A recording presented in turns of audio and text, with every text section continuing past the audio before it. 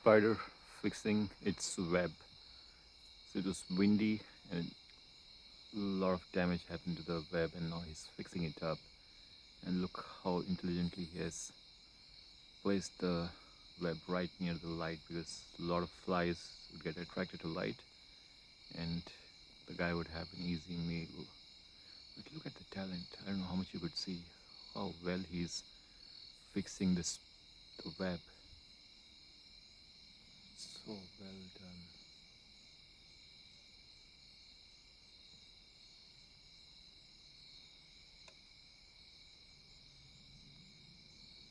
Of course, it's a motion sensor light,